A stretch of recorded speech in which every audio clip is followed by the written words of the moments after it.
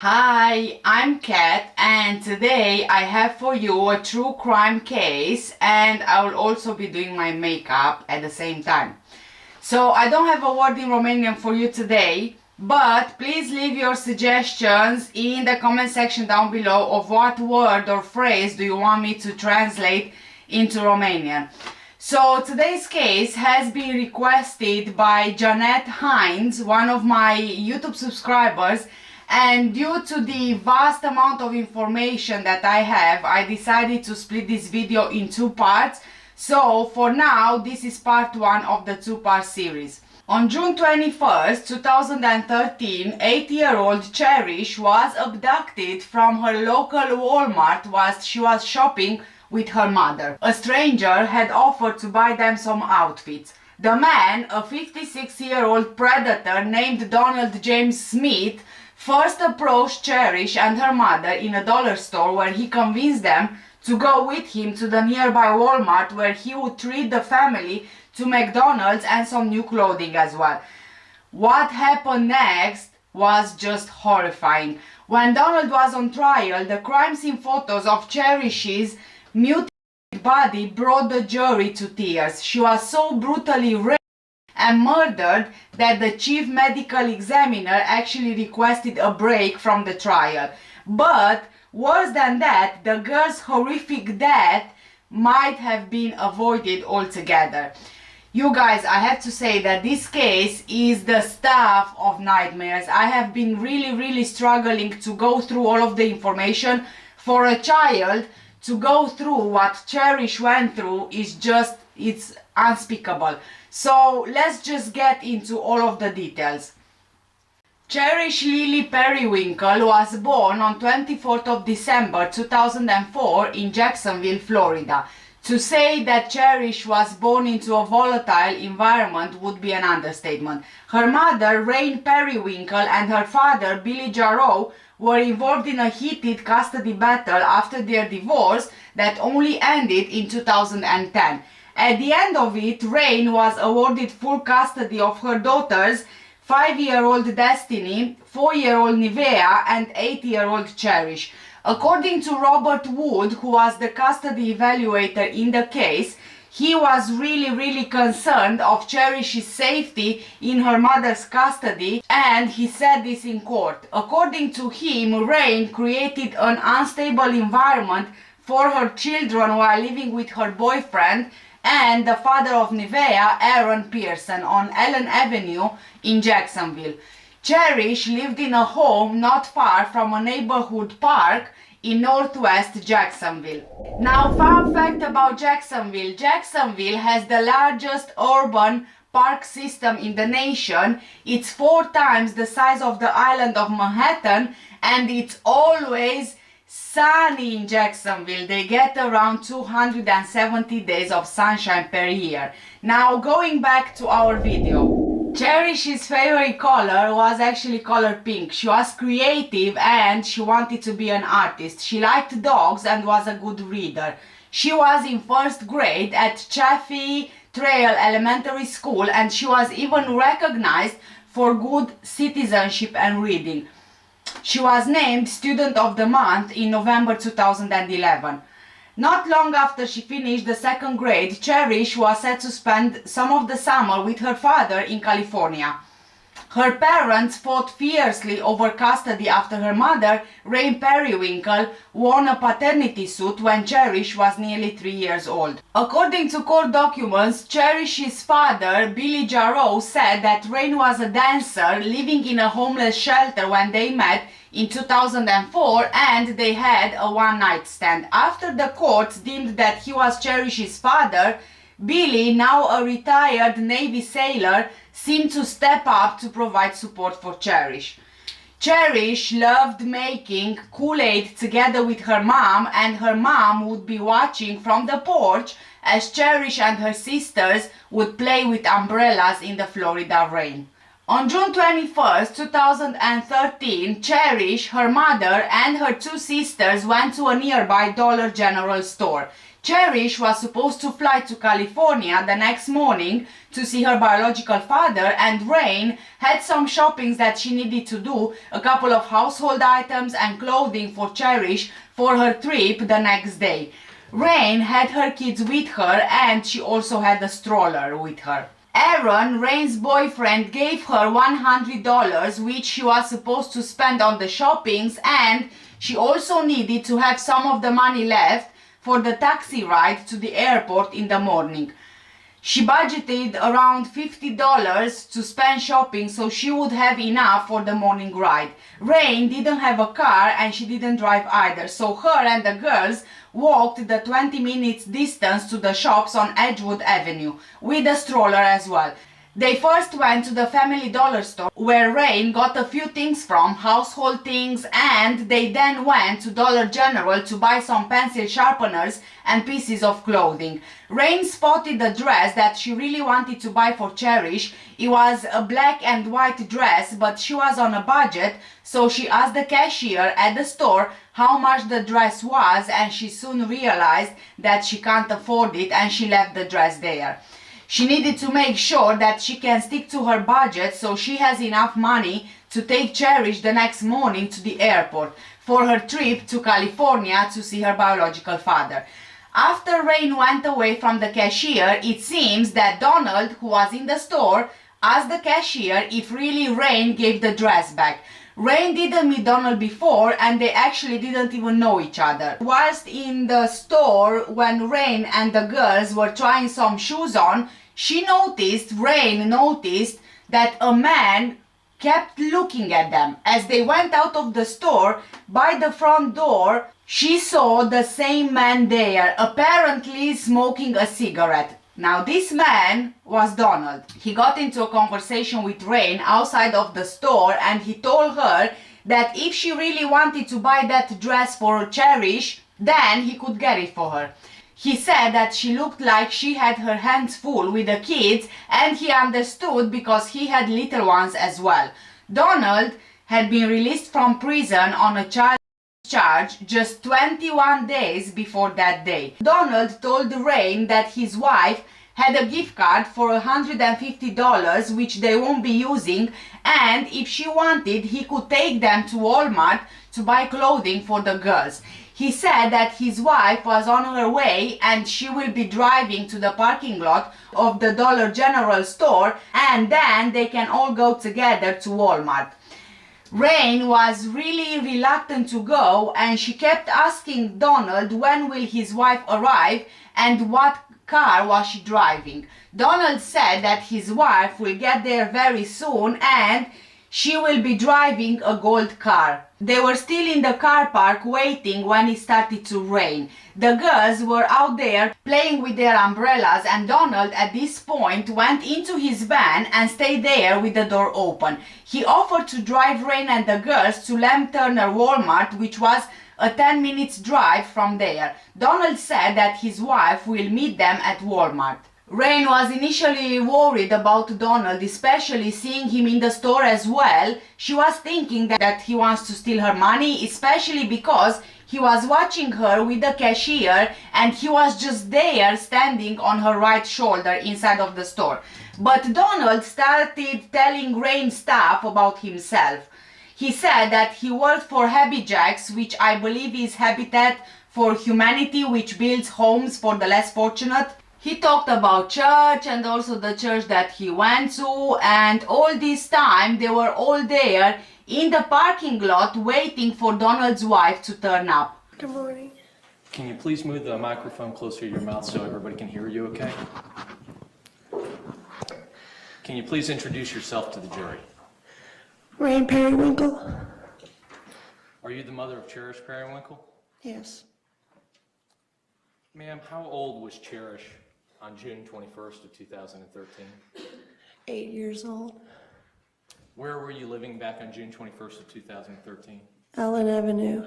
Is that here in Jacksonville, Duval County, Florida? Yes. Who else was living with you and Cherish at that home? My ex-boyfriend, Aaron Pearson, my daughter's Destiny and Nevaeh, How old was Destiny at that time? 5, And Nevaeh? 4. On the evening of June 21st, 2013, were you preparing for Cherish to go on a trip the next day? Yes. Where was she going? California to see her birth father. And did she have plans and tickets to fly out to California early the next morning? Yes. At some point that evening, did you decide to go buy some things for her and for the household? Yes. Did your boyfriend Aaron go with you that night? No. Did he provide you with some money to spend so that you could go to the store and buy some things? Yes. How much money did he give you? A $100 bill. Take Cherish to the airport the next day in a taxi. So in addition to buying items with a $100 bill, you had to have enough left over to go to the airport with a taxi and back? Yes. Did you drive at that time? No. Did you even have a car? No.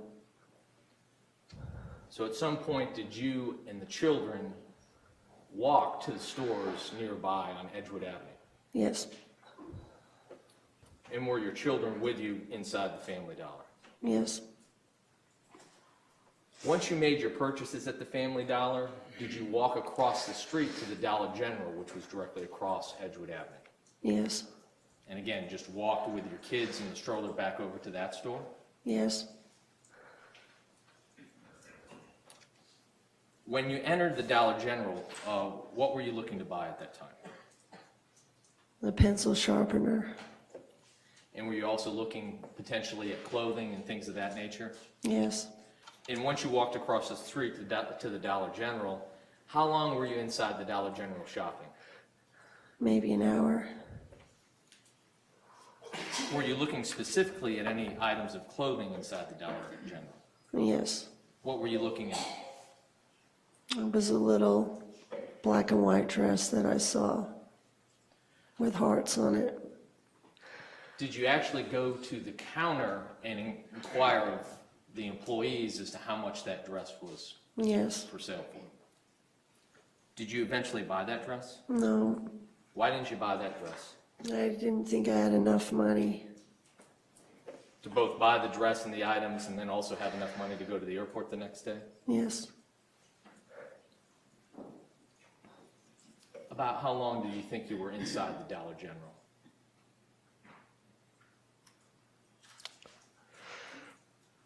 Possibly an hour till maybe 8:30. When you walked outside the Dollar General, did a man talk to you? Yes. What did this man look like? Describe him for me.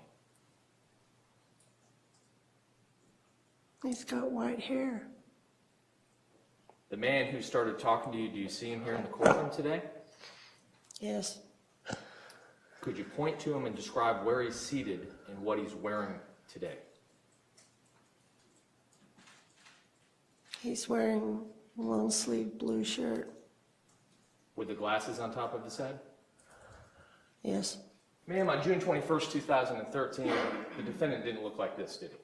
No. Now showing you what's been previously marked for identification purposes as State's Exhibit A for identification. Do you recognize the person in that photograph? Yes. Does this photograph fairly and accurately depict the way the defendant looked on June 21st when you first encountered him? Yes. The monitor now shows State's Exhibit 1 in evidence.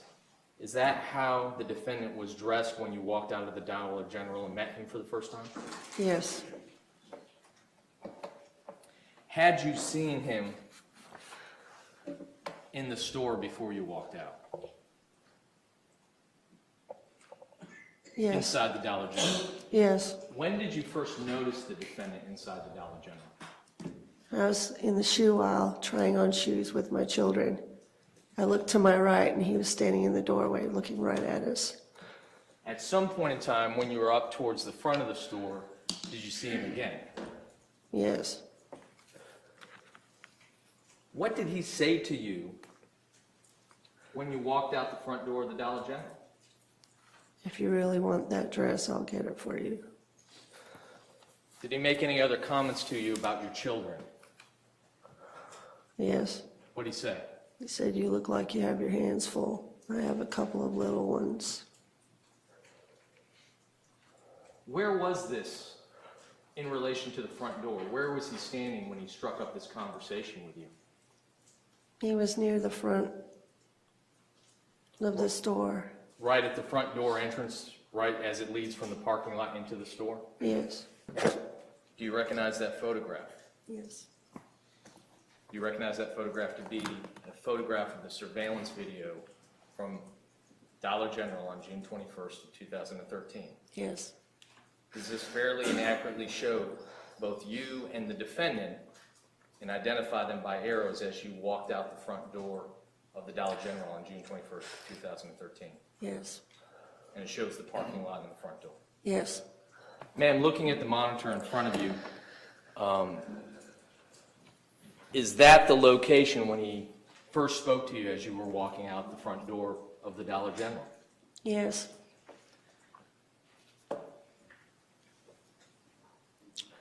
During the course of that conversation, did he make any mention of a gift card that he may have at Walmart?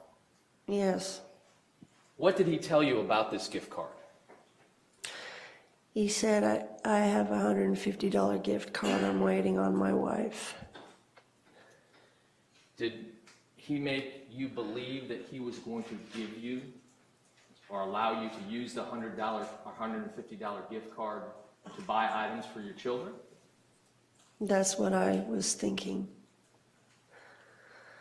And did he continue to talk to you while he was waiting for his wife? Yes. Did you stand there in the Dollar General parking lot during the course of that conversation? Yes. How long were you there with him while he was waiting for his wife? I'm not sure exactly. Was it a number of minutes? Yes. Did he tell you his wife was coming? I kept asking him where she was. What was his response? She's coming.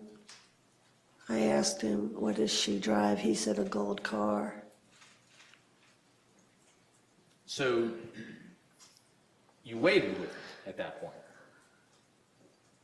You were waiting to see if his wife came to give you the gift card. Yes. Did it begin to rain at some point while you were waiting for his wife to arrive in this gold car? Yes.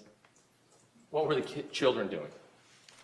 They were playing with their umbrellas and running around, having fun. Just doing what kids would do? Yes. What was the defendant doing while you were waiting for his wife in this gold car to show up? He went and sat in the van with the door open.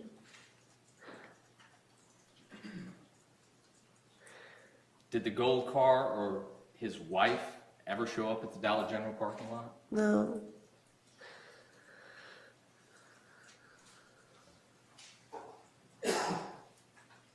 After some period of time, did he offer to drive you and your children to the Walmart? Yes. Had you been to the Walmart on Lem Turner before? Yes.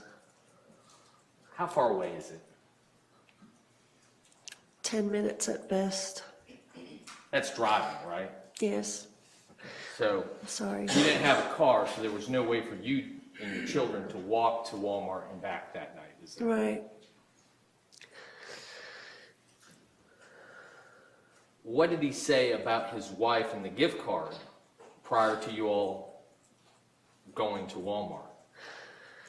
He said she's going to meet us there. Then, so when you go outside and this person you had concern started talking to you, were you still concerned at that point? Not as much. I thought I was just being paranoid. Based upon the way he looked, his age, his appearance, did you believe he posed a threat to you? No. Did you believe he was just being generous and trying to help out? Yes. You were still hoping that the wife would come to Dollar General, Yes. but she never came. No. At some point, did he again ask, do you want to go? He got snappy with me because I wouldn't get in the van. What do you mean he got snappy with you? Describe that for me. He had an attitude. He said, "You don't have to do this." Even though he had already offered to drive Rain and the kids to Walmart, Rain preferred to wait for his wife there in the parking lot and then they would be driving together. At this point, Donald got quite snappy with Rain because she didn't want to get into the van. He started having an attitude, saying that she doesn't have to do this, even asking her if she wanted to see his driver's license to get her to trust him. After this, Rain actually felt foolish, thinking that she was just being paranoid for not trusting him. She really hoped that the gift card was real because Cherish really needed clothing for her trip. Donald even told her that it looked like she was trying to save money. She told him that she did, explaining that Cherish had to go to California, but she didn't really want to go. So eventually, Rain agreed to get in the van. And she mentioned to Donald that she couldn't actually fold the stroller to get it in the van, so Donald told her that she can just push the stroller inside as it is. Rain specifically remembers that this van was quite dark inside. There were blinds on the windows, carpet on the floor, there was no seat in the middle passenger seat. The seat was pushed all the way down, just like a dentist chair, and the back of the van didn't have any seats. There was just a bench seat in the back and her stroller was in the middle. Cherish, Destiny and Nivea were sitting in the back seats with the seatbelts on and Rain was sitting at the front. Rain had a mobile phone on her, but her phone wasn't working because Destiny had dropped the phone in the water and of course that it was now damaged. Rain and Donald had casual conversation on the way to Walmart and he wanted to know the age of the children and of course Rain's age as well. He told her that he was 61 years old and his name was Don. His wife was from the Virgin Islands and he wasn't familiar with that area that they were at. By this point, Rain started to feel more comfortable with Donald, especially because he was looking right in her face and told her that she was safe. Now, in hindsight, he did tell her that she was safe and truthfully she was safe, but he didn't say that her children are safe, so you know. Once they got to Walmart, Rain told him that she needed to get out of the van because the children were getting quite fussy and they just really wanted to get out of the van. Donald now, when they are supposed to be getting out of the van, he takes a phone call. He takes his phone out of his pocket and he starts talking on the phone as if with someone. Rain never heard the phone ringing, but she assumed that the phone was on vibrate and really she wasn't paying that much attention. He made it sound as if he was talking on the phone with his wife about Rain, the kids, and what they would eat. He mentioned something about having Chinese food, to which Rain thought that they didn't really like Chinese food, but she didn't really say anything to him. She waited for a few minutes in the van and then Donald told her that she can go into Walmart in the girls section and then he will meet her there. She left the stroller and her shoppings in the van and then she went inside. She really thought that Donald was a good guy and genuinely wanted to help them. Cherish wanted her mom to buy herself a necklace as they were looking at the jewelry section in the store, but Rain told her that they are there to buy things for the girls, not for herself.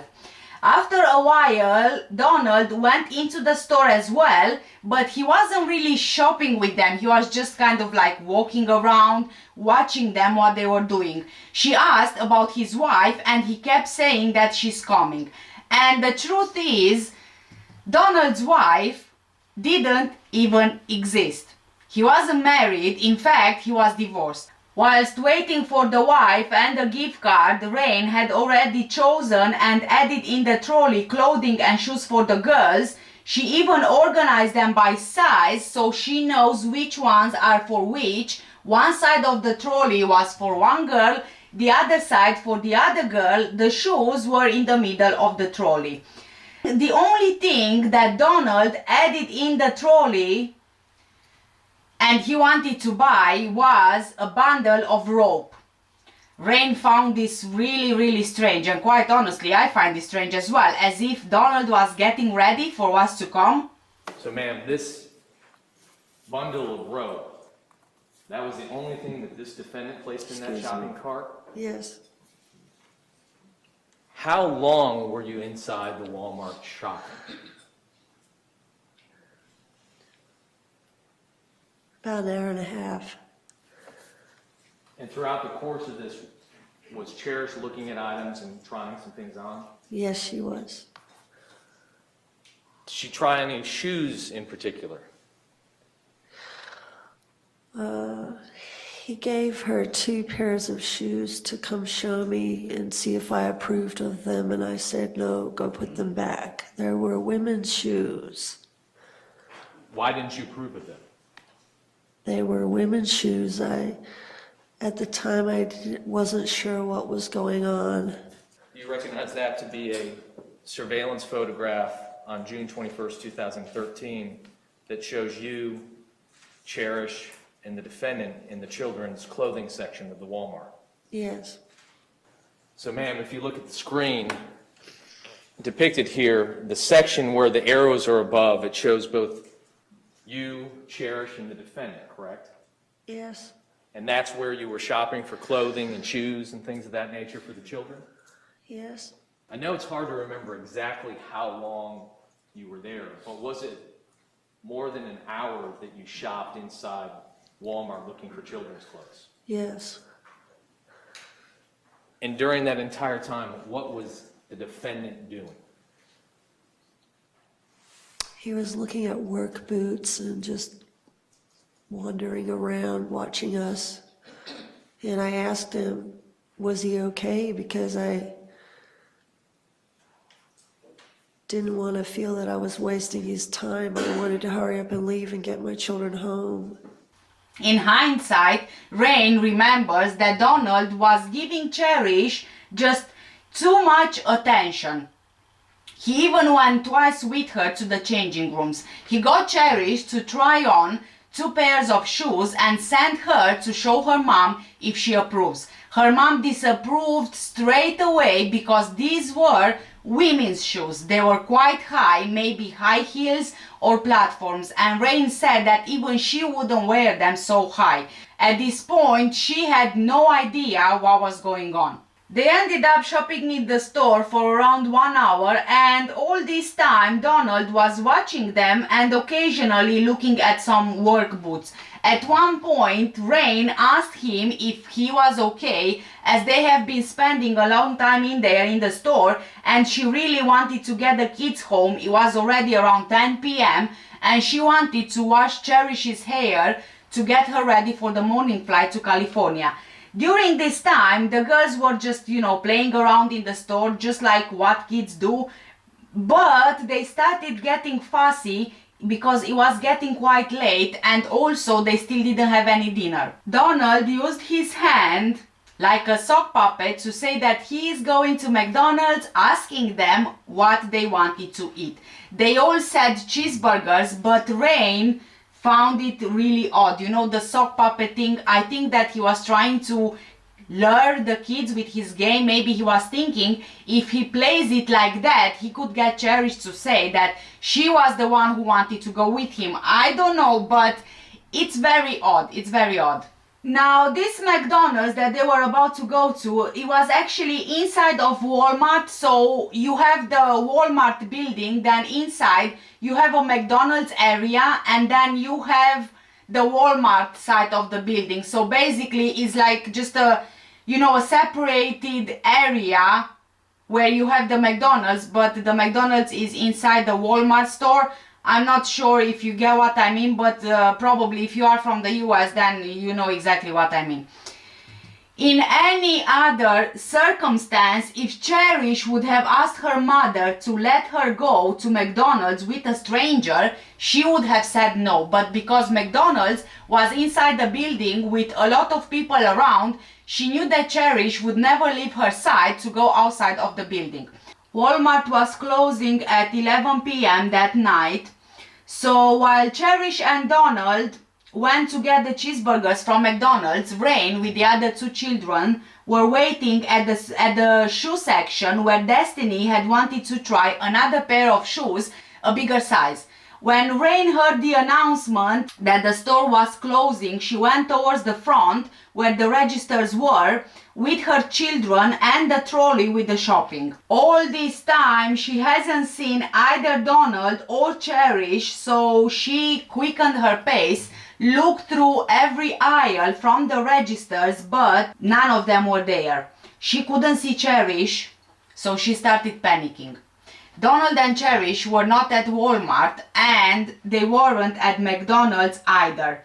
When she went looking for Cherish at McDonald's, they had already closed. She asked around and she was told that they were seen at one point there, but they've gone. According to Donald's version of events, in secret tapes, which he had no idea was recorded, whilst he was in prison, he had conversations with his mother, and he told her that he ordered the cheeseburgers at McDonald's and he went to get his wallet from the van and told Cherish to go back to her mom, but Cherish wouldn't go. He then told her to wait for him at McDonald's, but he realized as he was halfway through the parking lot to go to his van for the wallet that she ran after him. He asked her to go back to her mom. He got in his van, but she got in the van as well, and at that point Donald panicked because of him being a offender. No one would believe that the girl got herself in the van and that she followed him. It's kind of like, you know, blaming an 80-year-old for killing her, right? Now, this is what Donald told his mom, right? I do have a question here though. You go to Walmart, it's a supermarket. Do you really leave your wallet in the van? Yes, I get that, you know, you can forget your wallet because things happen, but it's kind of hard to believe when Donald had already mentioned in the van on their way to Walmart in the pretend conversation that they are going to eat. So you would need your wallet, right? I think that, you know, in those lies that he told his mom, there are some seeds of truth in there. Considering that someone at McDonald's did see them there, I think that Donald got Cherish to live with him under the pretense that he forgot his wallet in the van and he needs to get it. And quite honestly, I find this to be the only possibility because they have been seen on CCTV and he didn't really force Cherish out of the building. And as her mom said, she would never leave the building without her mom unless she was somehow persuaded to leave the building by the promise of returning. Also, it wouldn't have looked suspicious. I mean, Donald, he was 56 years old, he had gray hair, they've been in Walmart together already. He would look like any other grandpa with his grandkids, right? If he would have asked me if he could take her, I would have said no. But because McDonald's is inside Walmart with people around, I knew she would never leave my side.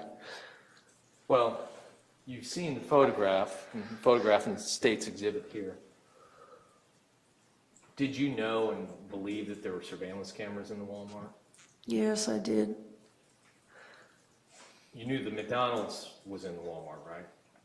Yes. Did you feel that if Cherish went to the McDonald's with him inside the Walmart that she would be safe? Yes.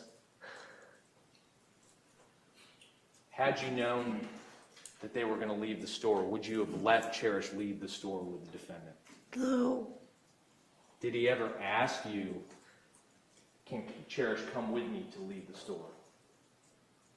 No. Would you have ever let your child leave the store and leave the Walmart with this defendant? No. You thought they were just going to get cheeseburgers? Yes. After they walk off, what do? I went to the shoe section because my 5-year-old Destiny wanted a pair of shoes, a bigger size. Did you continue to shop for the girls and look at clothes and things of that nature? I was just looking at the shoes. And then I started to walk to the front of the store. Had you heard an announcement about the store would be closing? Yes, And what time was the Walmart actually closing that night? 11 o'clock. So did you gather up your kids and take your purchases or the items that you were looking to purchase and go towards the front? Yes, Did you see Cherish anywhere in the store? no, Did you see the defendant, Donald Smith, anywhere in the store? no, Did you look for him? yes. What did you do to look for them? I quickened my pace and I looked through every aisle at the register. There was no one there. Could you find Cherish? No, How did that make you feel? I started to panic. Did you look at the Walmart to see if they were at the Walmart? They weren't there. What about the McDonald's at the front of the store? Could you I find ran them? to the McDonald's. Were they at the McDonald's? No, Did your panic start to become worse? yes, Could you find your daughter and this defendant anywhere in that store? no,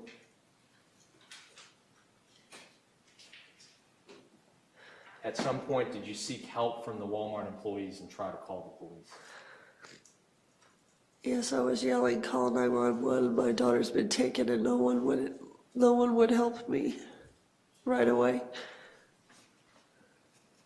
Finally, at some point in time, did one of the Walmart employees loan you a phone to use? Yes, And did you in fact call 911 that evening? yes, This recording on this disc, prior to coming to court, had you had the opportunity to listen to the recording? yes, And did you sign on the disc itself with your initials indicating that you had listened to this exact recording? yes, Is the recording contained on this disc an exact copy minus some minor redactions for court purposes of your phone call to 911 on June 21st, 2013 when you realized Cherish was gone? yes. 911 Robinson. Hi, I'm at Walmart. I'm in turn. I think my daughter's been taken. What do you mean? Taken by a stranger. I can't find her. Okay, ma'am, how old is your daughter? 8.5. And you say you at the Walmart on Lim Turner? Yes, I am. Okay, where did you last see her at? Walmart. I met a man today at Dollar General. He saw that I was struggling to buy them some clothes. He drove us here to buy us some clothes, and the only reason I went with him because he said his wife was going to be here. Because I told him I don't take rides with strangers. Okay, ma'am, what's your daughter's name? Her name's Cherish. Cherish? Yes. And her last name? Perrywinkle with a P. Can you spell that for me, please? Perrywinkle. And is she a white female, black female? Excuse me? Is she a white or black female? She's a white girl. What She's color? got What color shirt? Go ahead. long dark hair. I don't remember what clothes she's wearing because I'm panicking right now. I'm trying not to panic. Okay, and she was last seen with this man? Yes, he said he was going to McDonald's and he hasn't been there because the store is closed right now. Okay, is he a white man or a black man? A white man. He's got white short hair and he's got dark eyebrows. You said dark short hair? No, he's got white hair and dark eyebrows. I had a strange feeling about him when I first met him. He took her to the dressing room twice. and I was hoping that she would be okay. And I was looking at the shoes, and I didn't want him to think that I was overly protective, freaking out. But now they're not here, and I find it very odd because he knew that. Oh, okay, ma'am. What color vehicle does he drive? It's a white van. Do you remember any stickers or anything on the side of the van? Anything that you can remember at all? Did it have tinted windows or anything? I know he's got carpet in the van. I didn't take a good look. Sorry. And he said what? I didn't take a good look at the van. Okay, do you remember did you see any tag on it or anything? Was it a Florida tag? No, I didn't look at that. I feel like a fool. Okay, can you remember what he had on? No, I don't remember anything because I'm panicking right now. Okay, ma'am, what's your name? My name's Rain, R-A-Y-N-E. He said his name's Dawn. He said he was supposed to meet his wife here, and his wife never showed up, and I couldn't figure out why. His wife didn't even show up at Dollar General. And he told you that y'all were going to meet his wife at the Walmart? Yes, first she was supposed to show up at Dollar General, and then he was going to meet with her at Walmart. And we've been here probably 2 hours. And she didn't show up, and I have this cart full of clothes that he said he was going to pay for with a $100 gift card. And I had a bad feeling. I thought, well, I feel like pinching myself because this is too good to be true. So I got to the checkout. He's not here. Cherish isn't here. She's 8 years old. She's supposed to go to California in the morning through the plane. And he knows this. I told him this. He knew when the store was closing. I had a bad feeling about him. Okay, how long have you been looking for you? When was the last time you saw your daughter? How long ago? About half an hour ago. So you've been looking for her for a half an hour? Yes. There's nobody in the store. And he knew the store was closing. He said he was going to McDonald's. She went with him. I should have told her to stay with me. He was going to the McDonald's inside the store? Yes, there's a McDonald's inside the store. He wasn't here. Oh, somebody said they saw him, but he's not here. He should have had the nerve to stay in here and wait. He must know that I'm panicking by now.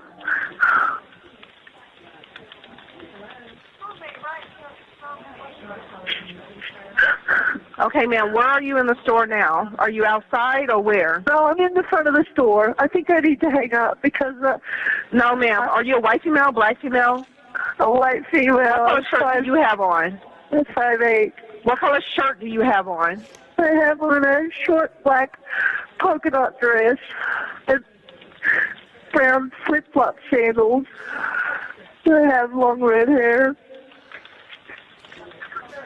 Are you right in front of the store? Excuse me? Who are you talking to?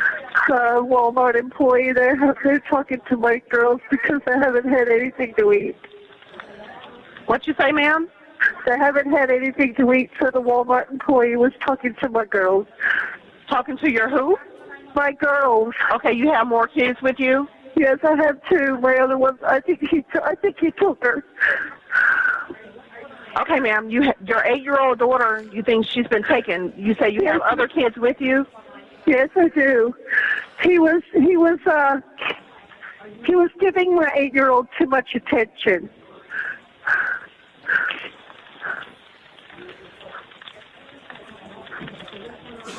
He wanted her to buy these really tall shoes that were women's shoes, and I told him no. I said they're too high for her. I wouldn't even wear shoes that high. Maybe he was... Okay, and when did you meet him today? I met him at Dollar General on Edgewood. I was struggling with my money to buy the girls some clothes, and he saw that what I was doing, and he waited for us outside the store. And he said that he was waiting on his wife to show up. And so I waited around to meet her, and she didn't show up. And then he said he was going to give us a ride over here to Walmart. And then we waited in the parking lot for maybe 20 minutes for her to show up. She didn't show up. So we all went into the store. We've been here about 2 hours. And she didn't show up. And I don't understand why he would leave right now, unless he's got that's the only reason. And I'm wasting my time standing here. You're not wasting your time, ma'am. We have officers on their way to you. I can't remember what my own job is wearing. I need to sit down and be calm and close my eyes and try to remember what Cherish is wearing. Okay, ma'am, just stay in front of the store and just try to think about what she's wearing and what he's wearing. So when the officers get there, you can tell them, okay? Yeah. Okay, can you think of anything else about the van or anything? It had a line around the van as if it were maybe a metal, not a sticker, but maybe, I don't know how to explain. Like a pinstripe? You remember what color the line was? I think it was dark, maybe like a silver.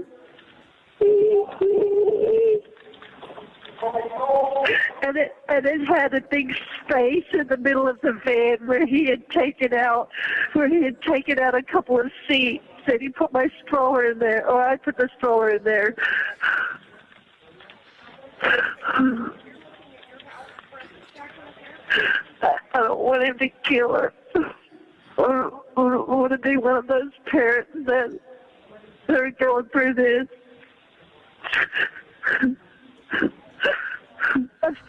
I feel responsible because I told him when I first met him that I was a little bit scared of him because I thought he was waiting to rob us outside the Dollar General because he was just standing there. And he said, well, if you really want that dress for my 4-year-old, he said, I'll go get it for her. I should have told him no. My girls need clothes so bad, that's why I let him do it, but I'm so sorry. Now these ladies have to put all the clothes back in the store.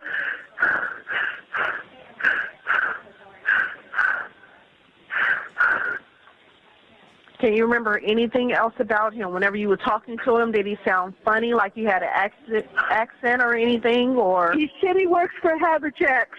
He said he worked for Haberjacks? Yes. Did he say where they lived? No, I don't remember that. He said his wife is from the Virgin Islands. We had a little chat in the van on the way over.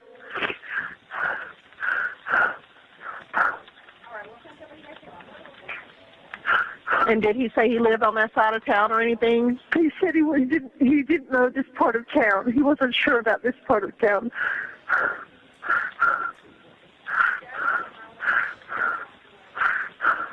Oh gosh. He knows the store's closed. He knows McDonald's is closed. Why in the world would he take my little girl away? You don't see the van in the parking lot or anything where y'all left it? Well, have you been outside to the parking lot? I went outside the door, but I don't think I see the van. Let's see. Yeah, he took her. He took her away. Okay, who are you speaking with, ma'am? I'm speaking to a Walmart employee. Oh my gosh. Oh my gosh. Are you outside now, ma'am? Yeah, there's 2 police officers out here, 2 police cars. Okay, go ahead and speak with officers. What Cherish was wearing. Do you remember now? Yes. What was she wearing that night? Purple flip-flops. An orange dress with no sleeves with fruit pattern on it. She had a pink headband.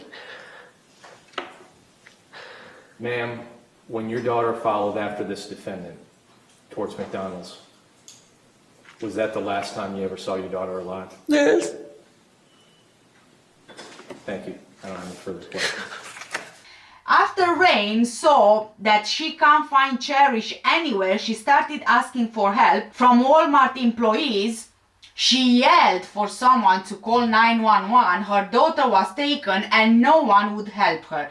An employee did give her their phone and she called 911. This was around 20 minutes of last seeing her daughter. In the phone call to 911, she seemed really distraught, and in fact she was panicking, crying, and she was panicking so much that she couldn't even remember what Cherish was wearing that evening.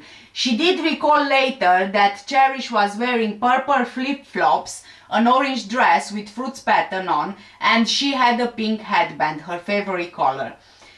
At 10:44 p.m., Donald had vanished with Cherish. Surveillance cameras caught him leading her to his van, as well as the two of them driving away.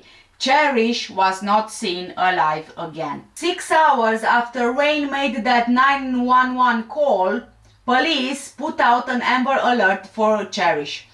If you're asking yourself why did the police take so long to issue an Amber Alert for Cherish, by various accounts it seems that police blamed Rain for her daughter's so-called disappearance, saying that she made the phone call only because her and Cherish's father were in the middle of a custody battle and Rain didn't really want to give Cherish to her father, so she just came up with this abduction story or disappearance story. The Amber Alert, however, soon reached Donald's roommate, a man only identified as Charlie, who then called the police to provide them with any information that might help them to find him and hopefully find Cherish as well. Charlie was renting a room at Donald's mother's place, and he helped Donald the previous afternoon around 2 p.m.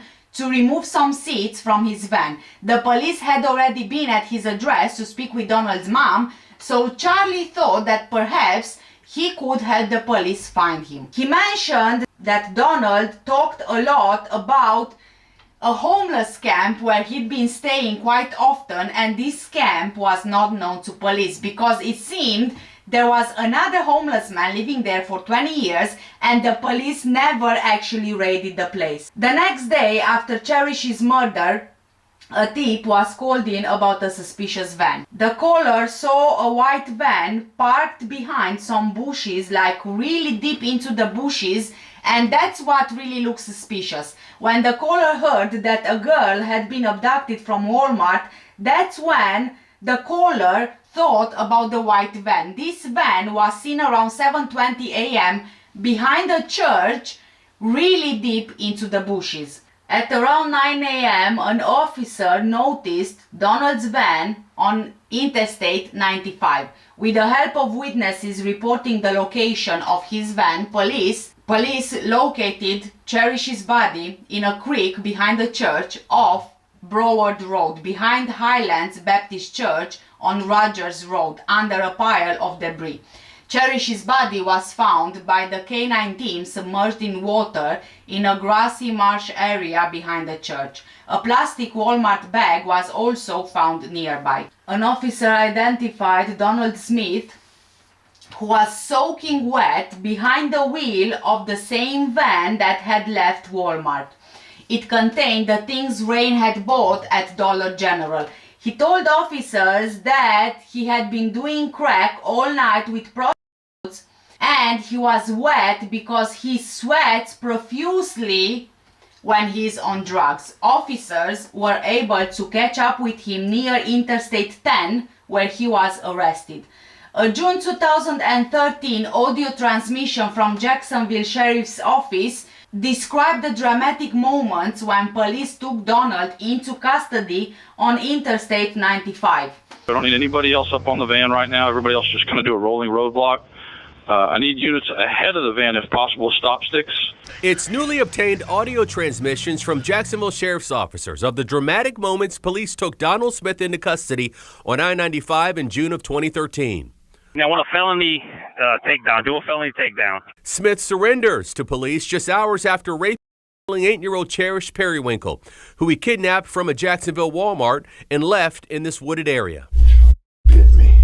Interrogation video reveals Perrywinkle injured Smith in the fight for her life. The video also documents the methodical forensic examination that would lead to Smith's conviction and death row sentence. It's a search warrant for your person. We're going to be taking your clothes. We're going to be taking some hair. We're going to be taking some swabs. Okay? None of it's painful. It's not going to hurt, but we are going to be taking stuff from you. And I have no choice. You're right, because it's a search warrant. Smith is also heard on camera expressing concern for his mother's safety, asking deputies if there's anything police can do to protect his family while he's in jail. I'm afraid for her to stick her hand in the mailbox. They're going through her trash. I'm just very fearful for my mother. She's old. The police got a search warrant for Donald Smith. They took his clothing, they took hair samples from him. They also took swabs, and they made sure that he has no say in the matter, and they told him that because they had a search warrant. 2 Crime Stopper tips came in by phone the day of Cherish's death. One was from a caller who stated that Donald Smith was seen on June 11th, 2013, 10 days before the kidnapping, in a Walmart in the Villages in Central Florida, looking fidgety and kind of just wandering the store aisles. This would have been around 100 miles from the Walmart that he kidnapped Cherish from. He was probably at this point staking out his next victim, which would suggest that he planned something like this for quite some time, probably even as soon as he was released from prison. The second Crime Stopper tip was from a witness in the Walmart the night that Cherish was kidnapped. The caller stated that Donald Smith was seen hiding behind the women's clothes rack on his cell phone.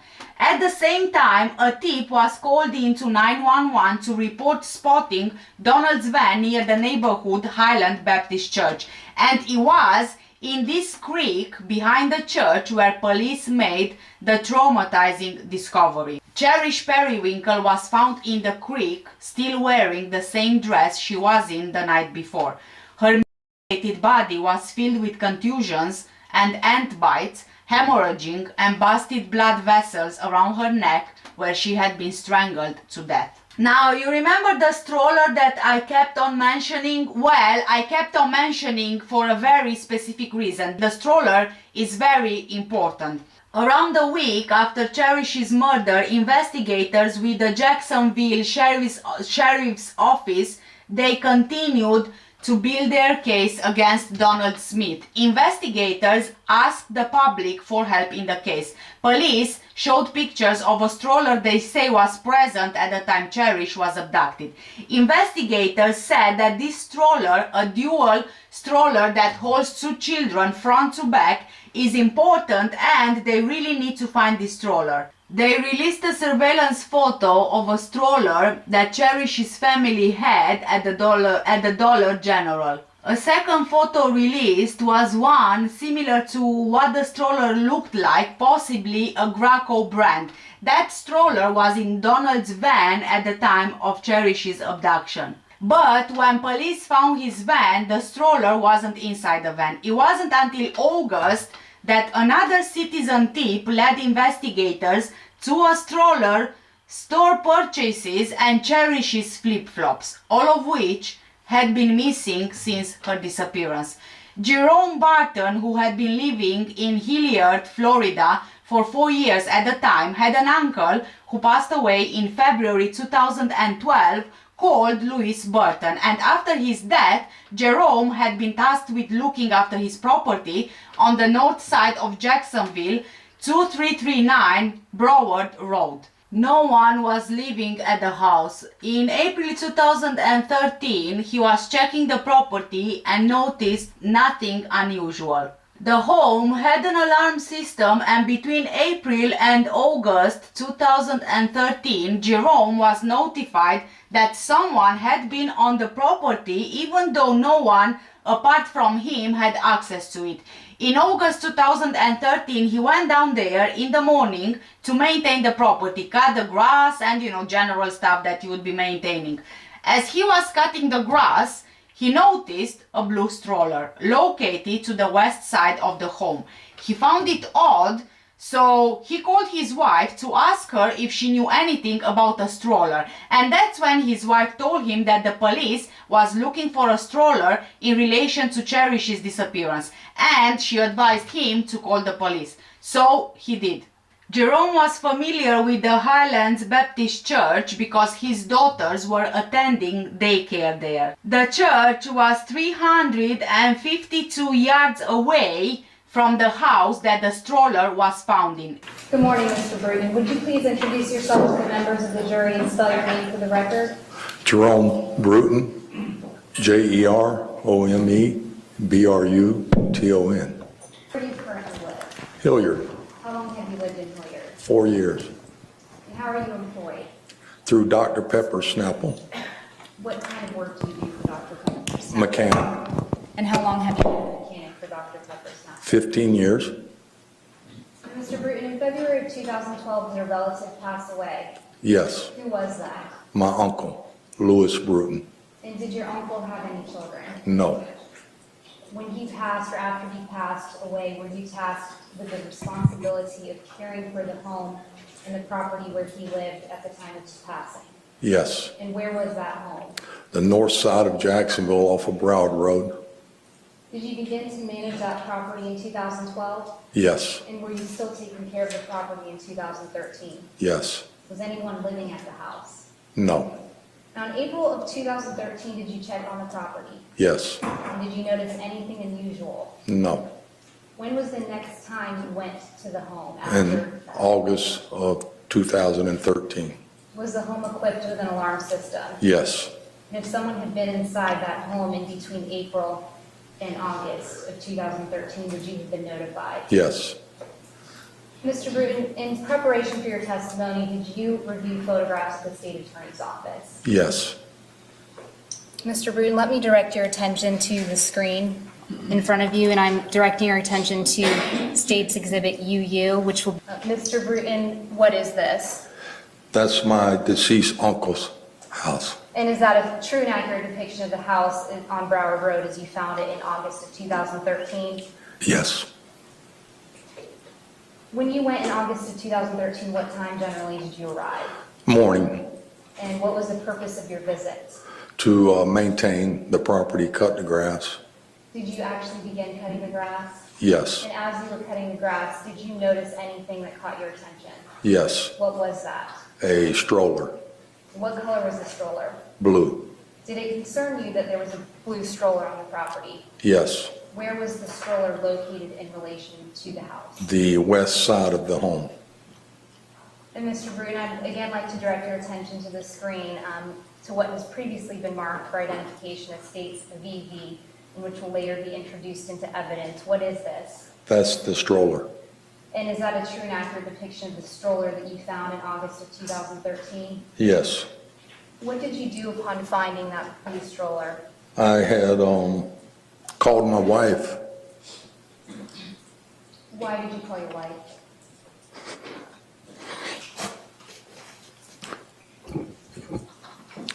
To ask her if she remembered anything about a stroller. Now, did you remember that law enforcement officers have been looking for a stroller in relation to an investigation? She had reminded me and also asked me the color of the stroller. So what did you do based on your conversation with your wife? Called Jacksonville Sheriff's Office. And did a Jacksonville Sheriff's officer arrive on scene? Yes. What did you do when that officer arrived on scene? Pointed the stroller out to him. Mr. Bruton, do you know Donald Smith? No, Have you ever met him before? no, Did anyone other than you have permission to be on that property on Broward Road? no. And are you familiar with the Highlands Baptist Church? Yes. How are you familiar with the church? My daughter and son attended daycare there. How far away is Highlands Baptist Church from the property where you found the stroller? I'd say about 2/10 of a mile. Thank you. Appreciate your time this morning. I was a major crimes investigator for the crime scene unit. And directing your attention back to the summer of 2013, was that the assignment that you had held at that time? Yes, sir. Specifically, in August 10th of 2013, were you dispatched to a residence at 2339 Broward Road in regards to the recovery of a stroller related to the death of Cherish Perrywinkle? Yes, sir, I did. And when you arrived at that location, what would have been the first thing that you would have done? I met with the detective. I believe it was a homicide detective at the scene. Did he direct you to possible evidence that was located on that property? Yes, sir, he did. If you could just review those photographs for me briefly.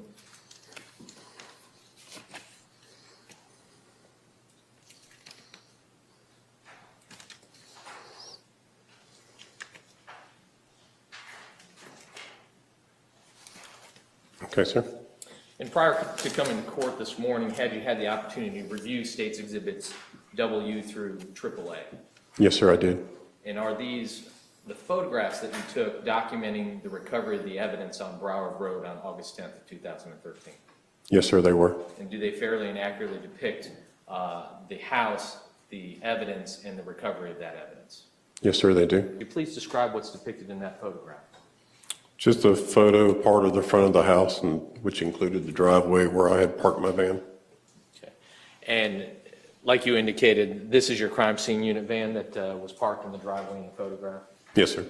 Were you directed to the location by detectives as to where the evidence was located? Yes, sir. Now moving on to State's Exhibit 48 in evidence, please describe what's depicted in this photograph. This is the west side of the home, and it showed the stroller along with some trash cans. Okay. And if we look at the top right corner, and I'll circle here on the photograph, is that your evidence technician crime scene van? Yes, sir. Okay, so in relation, going back to State's Exhibit 47, this location where the stroller was found was around the corner from the house just adjacent to where the driveway was in the house. Correct, sir. And this house, does it face directly to Broward Road? Yes, it does. Is this just a closer view of the stroller that was located? Yes, sir. Okay. And did this match the description of the stroller that police had been looking for since June of 2013? I'm not familiar with that, sir. You're not familiar with that information? Moving on to State's Exhibit 50, what's depicted in this photograph? There were items from the store, I believe. Okay. And these were items both that were purchased as well as some children's items such as umbrellas and things of that nature? Correct, sir. And so you actually had to lift the lid to see the items contained within that trash can, correct? Yes, sir. Moving on to State's 51, were these the two umbrellas that were located inside the trash can that we were just looking at in the previous photograph? Yes, sir, they are. And did you collect those for evidentiary purposes? Yes, sir, I did. Moving on to State's Exhibit 52, is this the bottom of that same trash can once you had removed the items that were on top of the bottom of the can? Correct, sir. Depicted here in the center of that photograph in State's 52, is that a pair of purple or pink flip-flops that were on the bottom of the trash can? Yes, sir. Okay. And did you collect those in evidence as well? Yes, sir, I did. So moving now into State's Exhibit 53, are these all the household items and evidence that you collected and then boxed up from that scene in August of 2013? Yes, sir, it is. Okay, so in addition to the flip-flops and the umbrella, you mentioned the purchases from the dollar store that were contained within the trash can. Correct, sir. Thank you, sir. Once you collected that evidence, did you submit them into the property room as protocol for the Jacksonville Sheriff's Office? Yes, sir, I did. Thank you, sir. I don't have any further questions. Thank you. Any cross? All right, thank you. Thank you, sir. We appreciate your time. Thank you. James Carter, a major crime scene investigator for the crime scene unit of the Jacksonville Sheriff's Office, was dispatched to the house on 10th of August 2013 on the same day that Jerome reported the stroller. James found the stroller and some trash cans just around the corner of the house adjacent to the driveway. In the trash cans he found Rain's shopping from the dollar store, 2 children's umbrellas, and a pair of purple flip-flops which were determined to be Cherish's. Donald Smith was charged with kidnapping, battery of a person under 12, and first-degree murder. To be able to understand who Donald Smith is, we really need to go back to his teenage years. Donald James Smith was born on September the 4th, 1956. Now, I'm not going to get into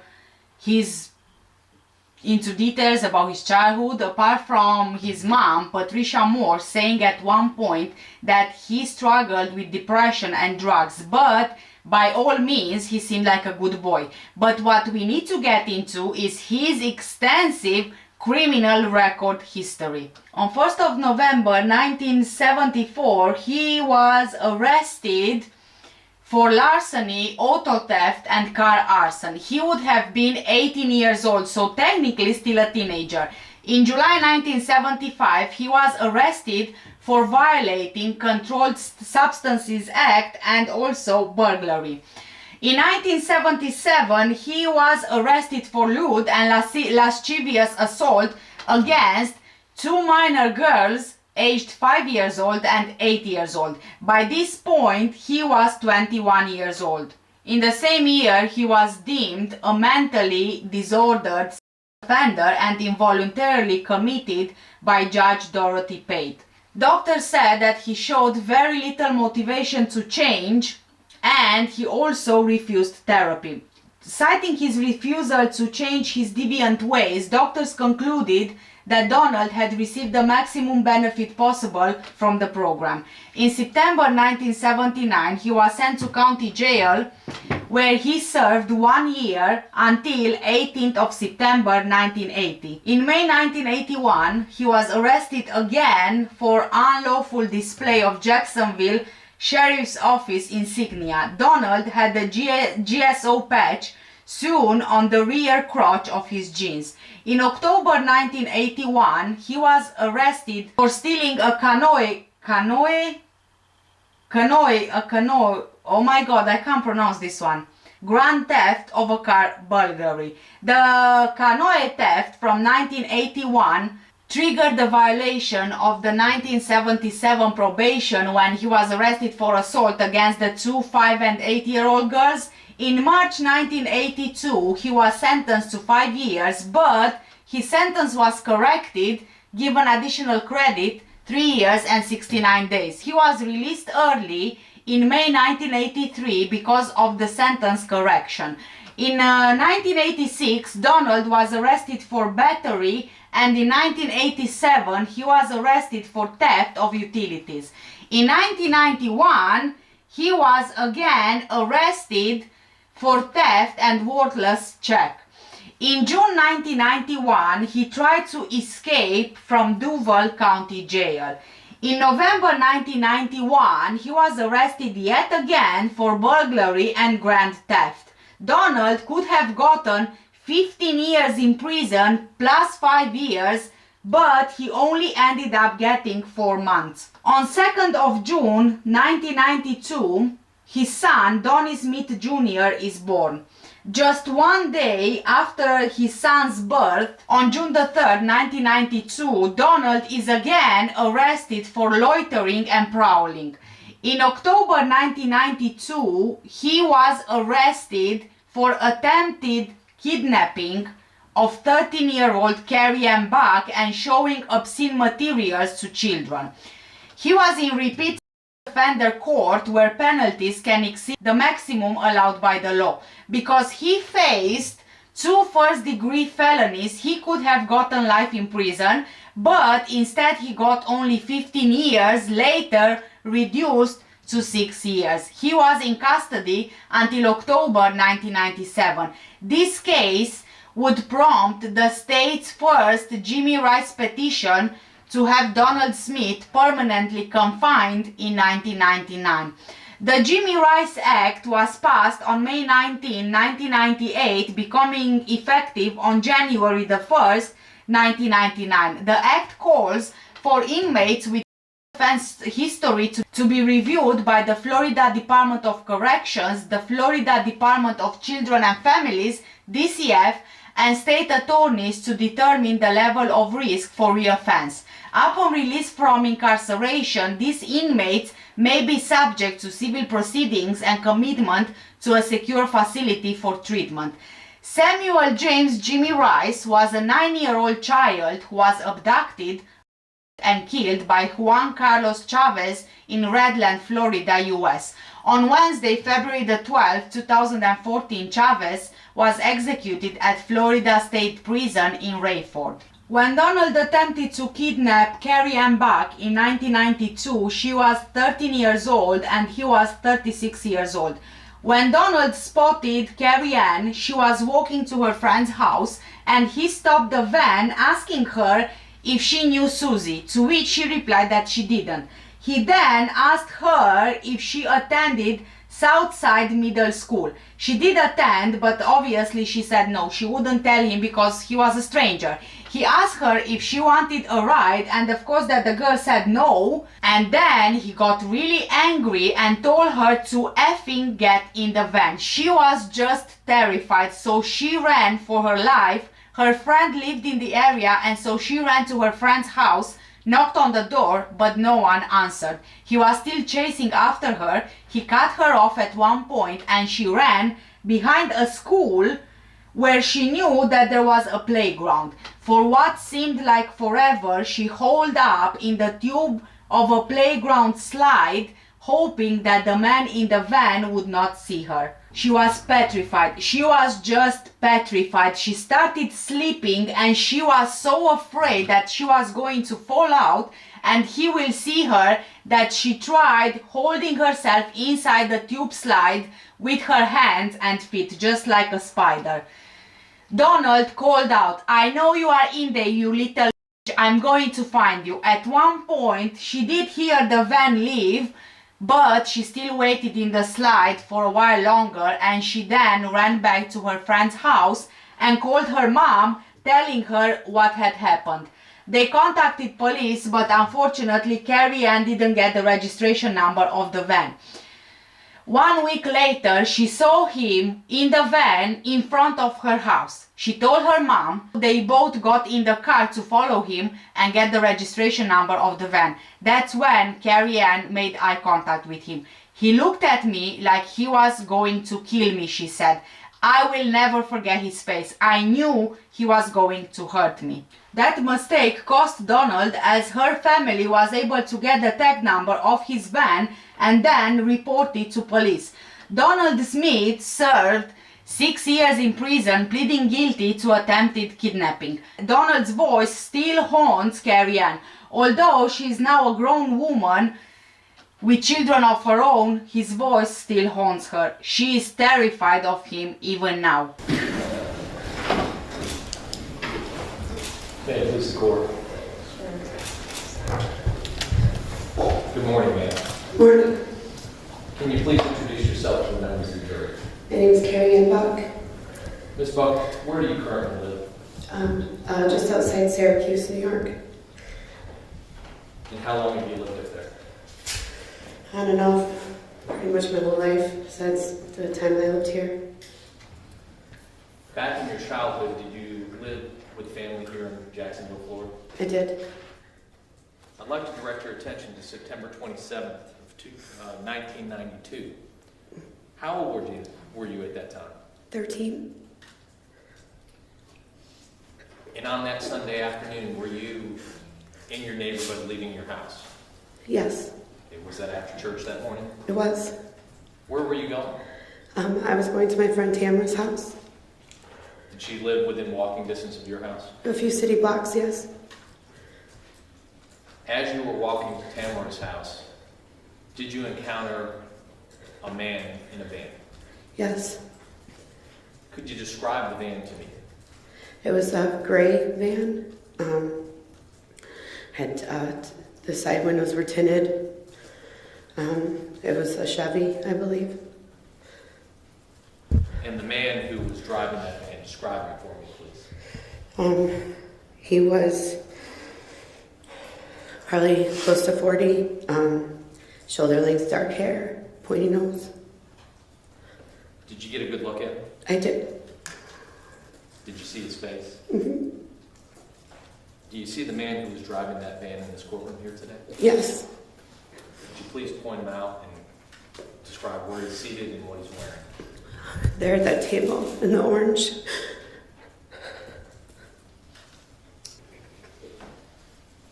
Miss Buck, how did the defendant approach you in the van on the street? He was coming toward me and had stopped. He pulled more toward my side of the road and asked if I knew a girl named Susie. What was your response to him? I told him no. What happened next? He asked me if I went to Southside Middle School. And I did, but I told him no. Why did you tell him no? Because he was a stranger.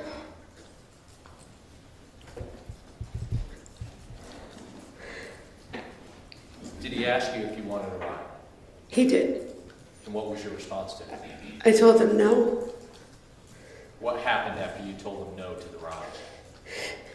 He demanded that I get in the van. Obviously, you were 13 years old at the time. You described that he was somewhere near 40. If you could, best that you can, describe to the members of this jury how he demanded that you get in the van. He told me to get the van. How would you describe his voice? Mean. Scary. When he said this to you, what did you do? I ran. Where did you run? I headed toward my friend Tamara's house. At the time, it was all I could think of to do. Did the defendant chase after you in that van? He did. Did you try to run to some place to find a place of safety? I'm sorry.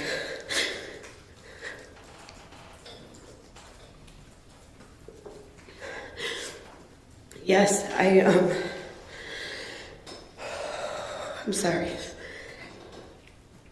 I tried to run to Tamara's house.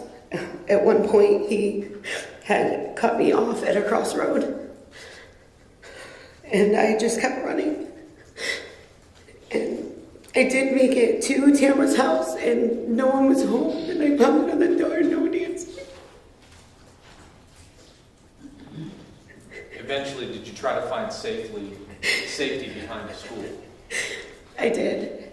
And where in that school? Excuse me? Where in the school area did you try to find safety? Behind the school, there was a small playground.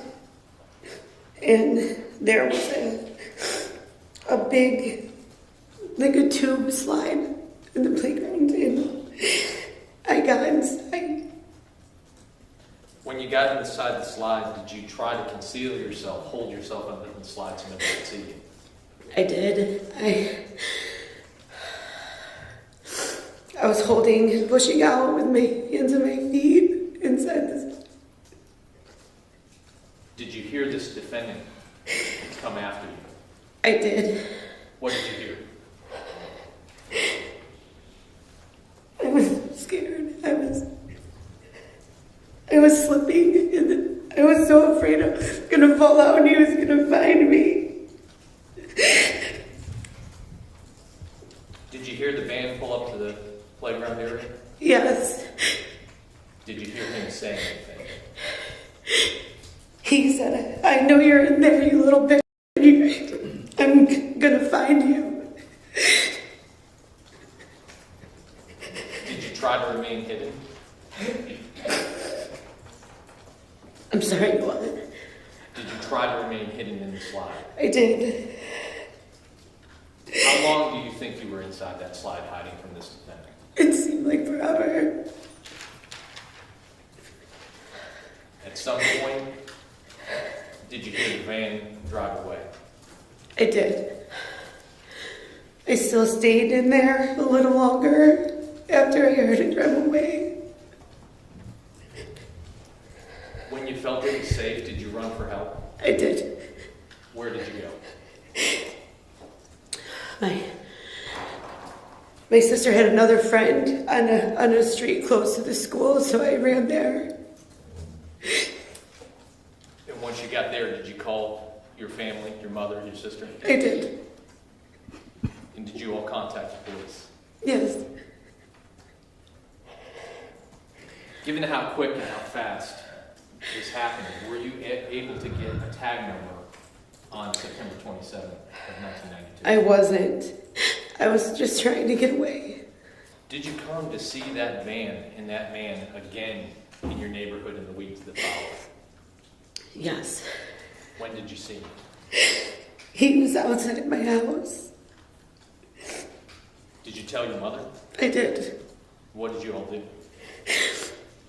We got in the car and went to look for him to get the license plate number. Were you able to get it? Yes. When you drove after him, did you make eye contact with this defendant? I did. Did he recognize who you were? He did. He looked at me like he was going to kill me. Did you and your mother then contact the Jacksonville Sheriff's Office and provide them with the tag number? We did. At some point in the days that followed, did you meet with a Detective Parker from the Jacksonville Sheriff's Office? Yes. And did you tell him what happened? I did. And did he provide or show to you what is commonly referred to as a photo spread or a series of photographs? Yes. Were you able, back in 1992, at the age of 13, to identify the person who did this to you? Yes. I will never forget his face. The person who chased after you into that playground. Is this man who sits right here? Yes.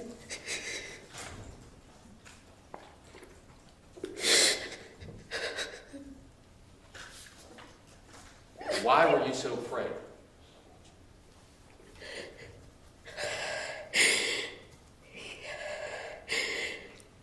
I knew he was going to hurt me.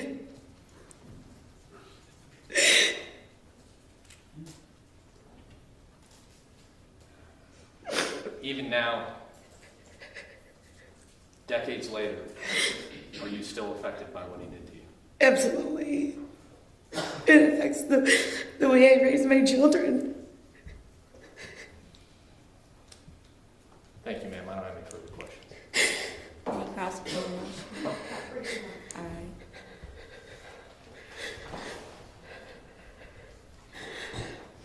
Good morning, Ms. Barton. Morning. I know it's difficult to come in here and relive something that happened so long ago.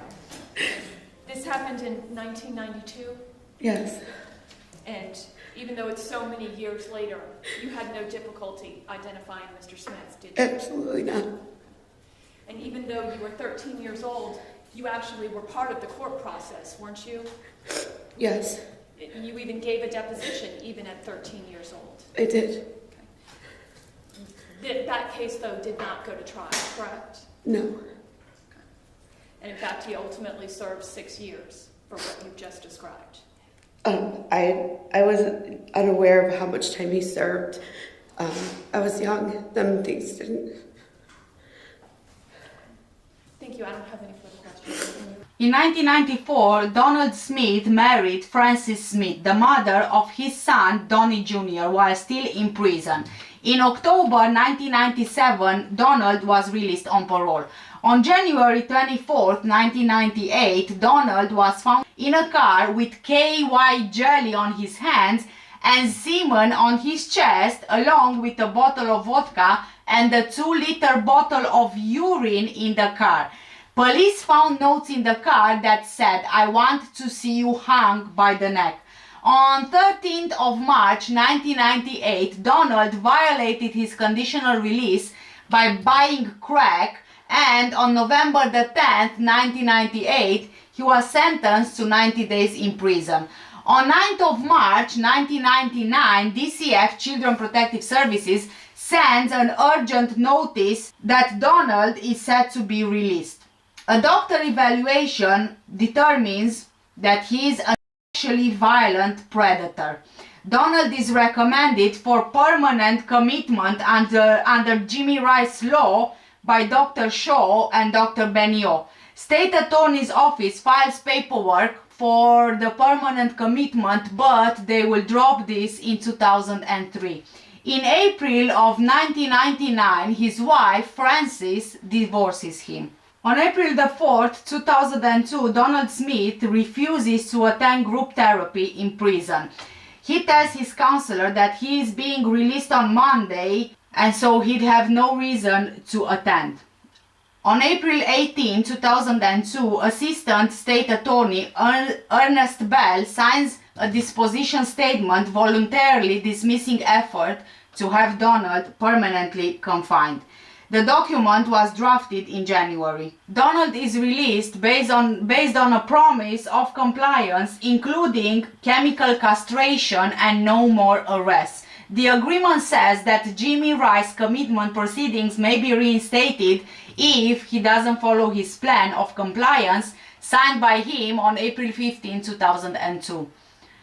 On May 23, 2002, an urgent letter from Donald's doctor, Dr. Jim Vallely, to Assistant State Attorney Ernest Bell warns that Donald quit therapy and refused to take his chemical castration shots. The doctor warns that Donald's non-compliance poses a clear present and future danger to children and the community and will jeopardize potential victims. There is no response to his letter. On 24th of April 2003, Donald commits 2 burglaries. On 29th of May 2003, he is arrested for dealing in stolen property. The state doesn't revive Jimmy Rice's petition as threatened despite violations of conditional release, including not following his compliance plan and multiple new offenses. On 5th of April 2004, Donald Smith was sentenced for the crimes that he committed in 2003. He could have gotten at this point 30 years to life in prison based on his parole violation and prior history. Instead, he only got 4 years in prison, but he only served 2 years. Donald was set for release on Halloween. DCF caseworker Amanda Close wants to know why the state dismissed his Jimmy Rice petition. Donald Smith is scheduled for a new evaluation by the state's violent predator program. On 24th of October 2006, Dr. Christopher Robinson issues his evaluation of Donald.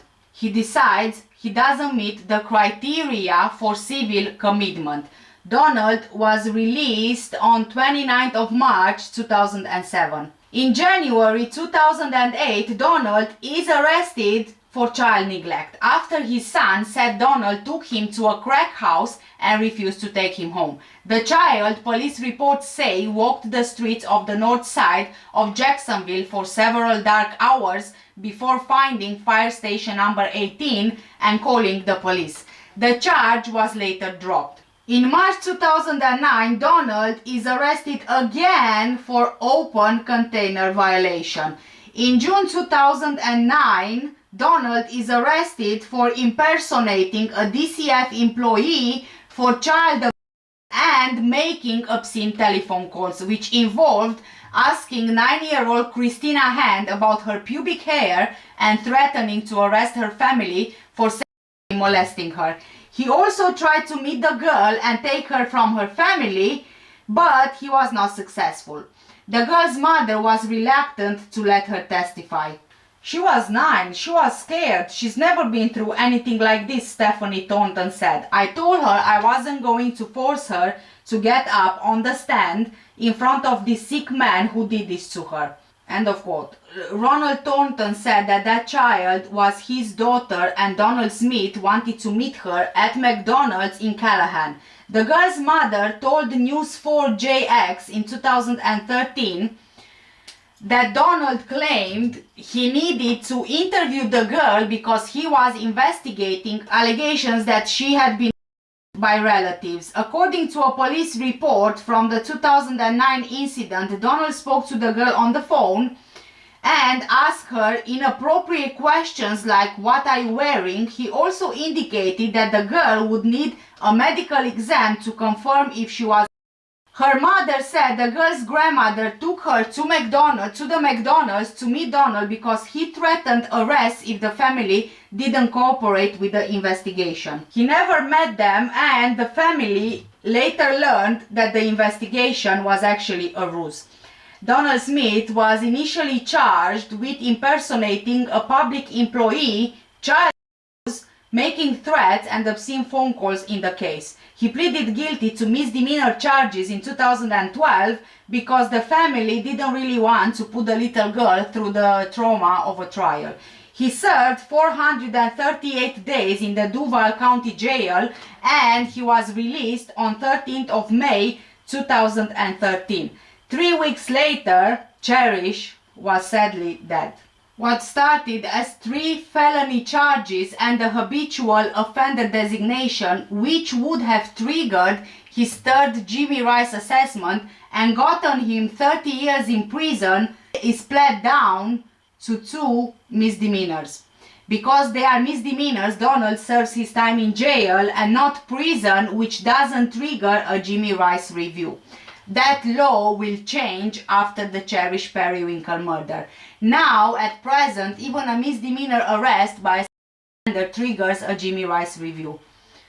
In February 2012, the 2009 Children's Services impersonation case was disposed. Donald could have gotten 30 years in prison. Instead, he only got 24 months in jail. After serving this sentence, he is released on 31st of May 2013. On 21st of June 2013, Cherish Perrywinkle went missing from the Lamb Turner Walmart. This was the result of Donald's escalation over the years. Realistically, Donald should have been in prison when he kidnapped Cherish, but he wasn't. And with this, we got to the end of part 1 of Cherish Perrywinkle case, and I guess I'll see you in the second part. For now, if you are interested in any of the makeup that I use for today's look, all of the products I used are linked in the description down below. Yeah, it didn't take me as long as I thought it would, so I had to finish off my makeup off screen. Sorry about that. Sorry for not seeing all the steps. So anyway, take care, stay safe. I will see you in part 2 very shortly. Bye!